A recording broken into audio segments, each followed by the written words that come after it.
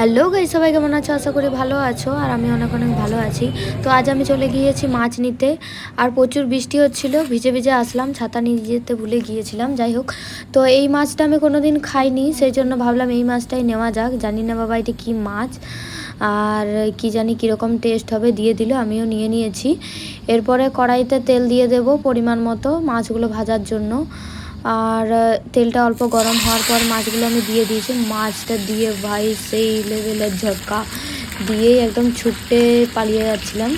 এরপরে মাছটা ভাজবো কি মাছটা পুরো ভেঙে একদম কি বলবো, অবস্থা খারাপ। আমি বুঝতেই পারি না মাছটা এরকম হয়ে যাবে বলে, নয়তো এই মাছটা নিতামই না।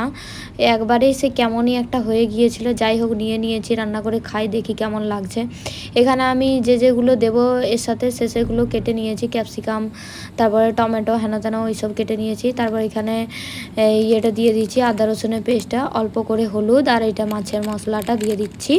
আর একটু আমি সবজি মশলাও দেবো, কেননা টেস্টটা একটু ভালো হবে, যেহেতু আমার সবজি অলরেডি 2-4টা আছেই।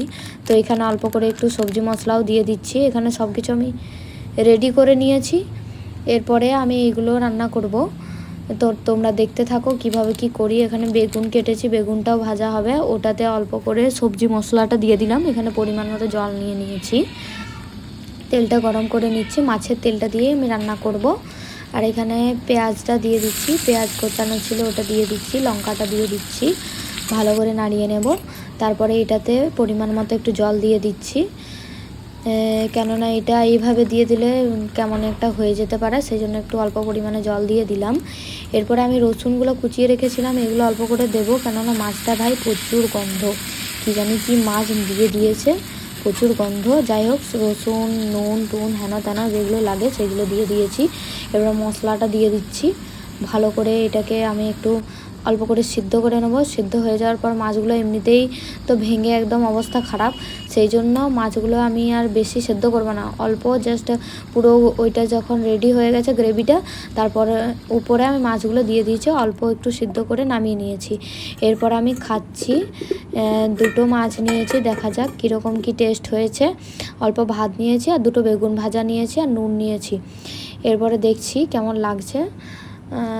ভাতটা খেলাম, এবার মাছটা একটু খাবো। মাছটাতে এত কাটা মানে মানে কি বলবো, 100% মাছের মধ্যে 90% কাটা, আর 10% ওর ইয়েটা আছে। মানে একদমই বাজে মাছ, আমি বলবো একদমই বাজে মাছ। তোমরা এই মাছটা কেউ কিনো না, ভুলেও, যারা জানো না তারা কিনো না। এই মাছটা এত কাটা, টেস্টি, বাট এত কাটা মানে ওটা ছাড়িয়ে খেতে খেতে মানে 3 ঘন্টা হাতে নিয়ে বসতে হবে, এরকম অবস্থা। খারাপ বলবো না, খেতে ভালো, বাট আমার ভালো লাগেনি মাছটা। তো আমি আমার ব্লগটা এখানেই শেষ করলাম। Tata, bye bye.